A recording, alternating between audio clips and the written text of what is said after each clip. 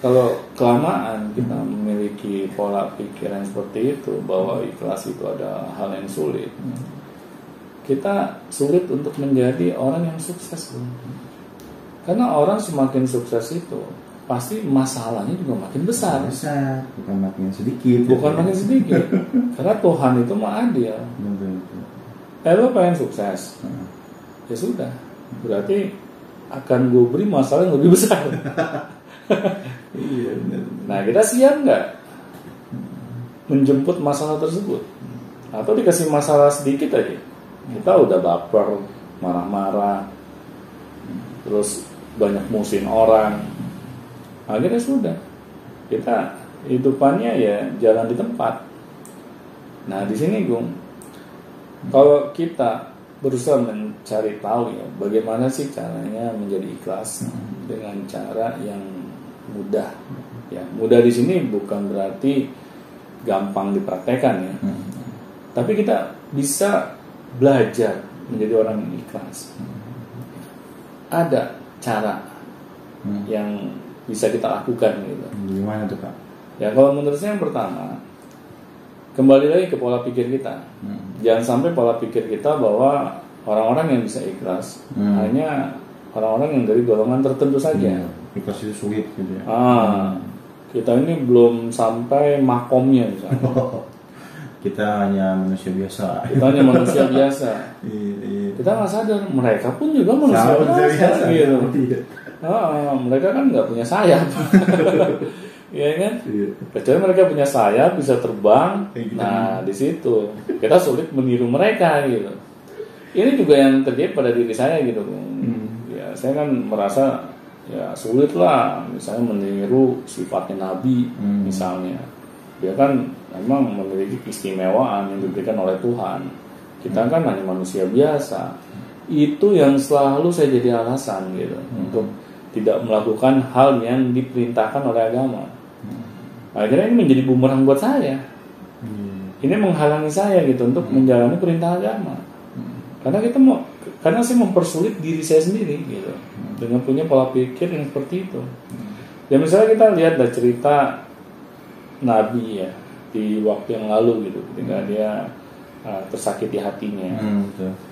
Ya, saya juga melihat gitu, seorang Nabi saja dia bisa merasa tersakiti gitu hatinya.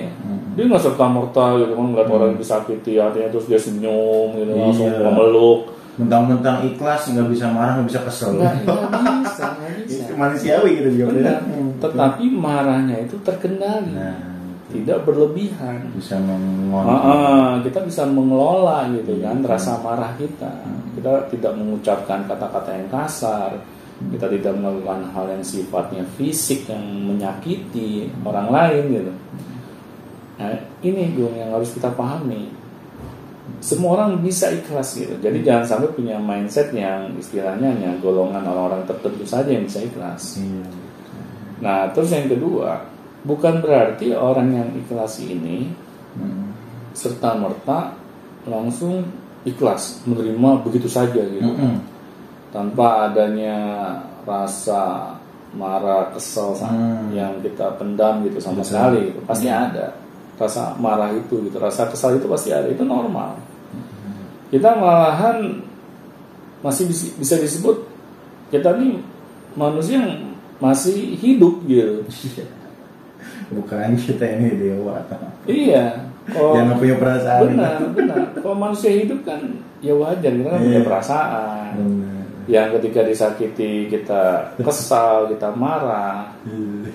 Ya kita sadar itu dulu gitu. Akhirnya kita mudah untuk bisa berdamai dengan diri kita.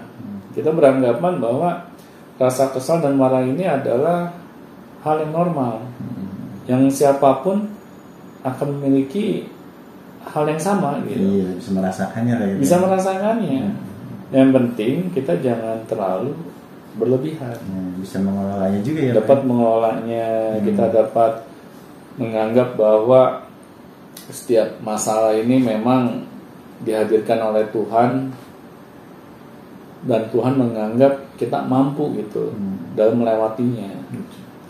Nah di sini jadinya kita tidak terlalu lama gitu memiliki rasa marah, ya, memiliki rasa kesal, kita mudah berdamai dengan diri kita, dan akhirnya kita mudah memaafkan. Akhirnya kan kita bisa melanjutkan kehidupan kita, melakukan hal yang lain. Ketemu solusi-solusi baru. Nah, terus yang terakhir nih Bung, yang paling penting, kita harus yakin bahwa Tuhan itu tidak akan menciptakan suatu masalah di dalam kehidupan kita itu di atas dari kemampuan kita, Bung. Betul. Pasti Tuhan itu bisa mengukur kemampuan kita. Nggak mungkin dong Dia menciptakan kita, Dia memberikan kita cobaan yang lebih berat dibandingkan kemampuan kita. Itu nyiksa namanya. Itu nyiksa. Terus akhirnya kita berusaha saja gitu kan. Nah, kita minta dulu dipanggil oleh Tuhan gitu. Iya. Nggak mungkin karena Betul. Tuhan ini sangat sayang dengan hambanya.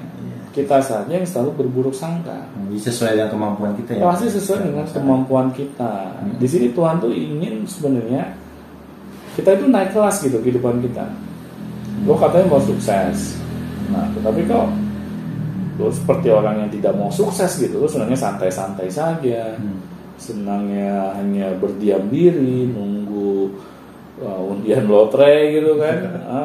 Dan akhirnya ya sudah, hambaku ini jadinya terpaku gitu dengan keadaan yang berada di zona nyaman. Makanya Tuhan memberikan masalah. Beda dengan orang yang bermasalah, bermasalah ya. Yang mendapatkan masalah benar, dia berpikir, dia berusaha ikhlas, dia berusaha maju gitu. Iya. Akhirnya kalau Tuhan memberikan masalah dalam kehidupan kita, nah itu maksudnya positif gitu, demi kebaikan kita sendiri.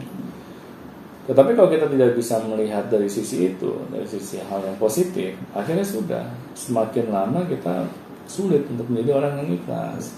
Jadi penutup dari saya, ayo kita terapkan ketiga tips yang tadi saya sudah berikan gitu.